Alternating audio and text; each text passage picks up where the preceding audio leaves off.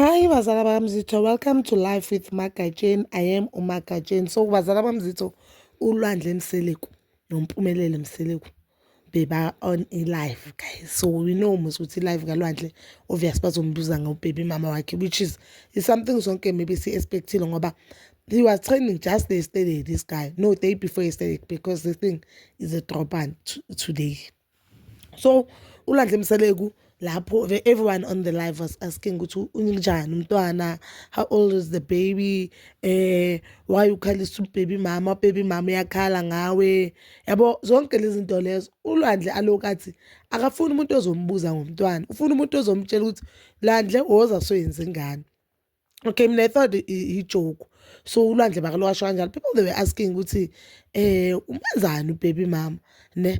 Then guys, then someone commented on that live. I think that person bamazi because umelele ufunda ukhomenta loyo muntu loyo wathi hey uLwandle bathi ulanga, the person obuzile wathi nanga ulanga uyamazi, wathi yes ngiyamazi, wathi ulanga nanga uthi ngathi uzophisana ngembewu. So uMpumela bekacoca isitori sokuthi naye ulanga loyo unengane eyi-1 phela engathi uwinile. We know mos ukuthi abantu abaningi especially vele amadoda amaZulu athanda ukuthi mawona ngabe unengane eyi-1 bathi unengane eyi-1 engathi uwinile. Hayi guys, akusinto enkulu. I think uMpumela naye bekazilalela. uLwandle Mseleku waphendula-ke, uLwandle wethu guys, wathi yena ungcono loyo langa unayo ingane yena akanangane. uMpumela mbuzo uthi hayibo awunangane, wathi no anginangane.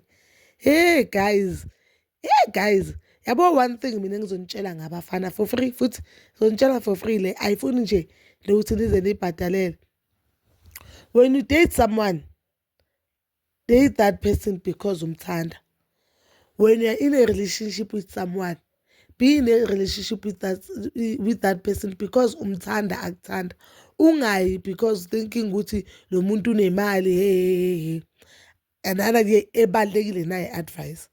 When relationship nomuntu and you as a lady you decide that uzoba nomntwana, I'm saying you as a lady because umfana ngasho namhlanje athi angiyifuni condom, wena uthatheke nawe ungathathi mhlawumbe ama-birth control pills or whatever ne.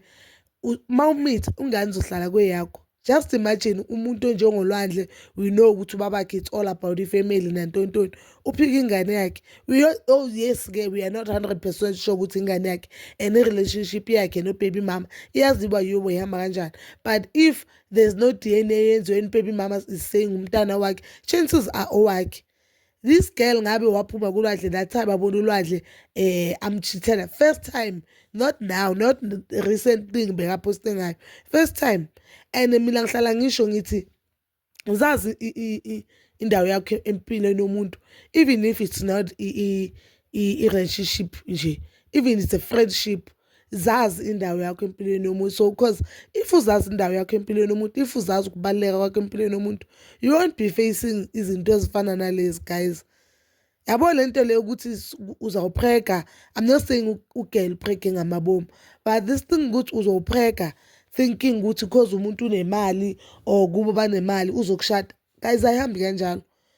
We have abantu abaningi aba-rich abahamba i-maintenance court. Then you ask yourself, this person unemali, why kumele aze aforced, why kumele aze alandwe, why kumele aze athandazwe ukuthi awondle ingane yakhe, why kumele aze atshelwe enye indoda or enye imfazi, meaning or omunye umfazi ukuthi no ubaba wondle ingane yakho. Why ukuthi ingane yakho kumele uwondle, kumele uzutshele omunye umuntu ukuthi uwondle kanjani? Because this thing, it can be very easy uzondlela ingane yakho uzibonele ingane yakho, but ke umuntu guys mangangakuthandi uzakezisa lo. Just imagine ukuthi lapha khona ubaby mama ufila kanjani. Yaza just hope and pray ukuthi uLwandle mhlambe, futhi angifuni ukuthi bekadlala, no guys ngiyadlala, angihope and pray next because awukwazi ukudlala ngokuphika ingane yakho on live knowing so well ukuthi uyaziwa and live yakhona inabantu abaningi. Even now that live is trending, you understand, people bayi-recordile that live, a lot of people bayibonile, even though abantu they were not like abayibona le live bayidlala, but because bayisavile abantu bebalapho beba on that live sesiyibonile nathi, you understand. Oh bazali bami, I just nje pray ukuthi abafazi bangabona amadoda, abafazi bangathanda nje, it's not all about futhi abantu besilisa, abafazi bangazifundisa nje ukuzibeka kuqala. Bangafundiswa nje ukuzibeka kucala and bayekele ukuzikhohlisa. Indoda uma ingakuthandi ayikuthandi, ayikuthandi ngisho ungayizalela amatana babafana abayi-4 anganamntwana. Uma ngakufuni umuntu akakufuni. So bazali bami zitho, please comment down below ukuthi wena ibona kanjani indaba yabolwandle nabo-baby mama, and please don't forget to like, subscribe, share and hit that notification button. Nginithanda ganentreg.